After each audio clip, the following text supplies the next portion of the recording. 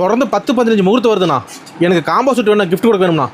Combo set வேணா நம்ம GK டெக்ஸ் ஈரோடு வாங்க. என்ன சொல்றீங்க? ஆமா, அங்க பாரு விதவிதமா கலர் டிசைனா சட்டை வேஷ்டி செட் வேட்டி செட் வெறும் 550 ரூபா. வெறும் 550 ரூபா. வெறும் 550 ரூபா. பரவாயில்லைண்ணா, பெரிய கடை ஃபுல்லா உங்களுக்கோசரமே அடுக்கி வச்சிருக்கோம். Ready stock.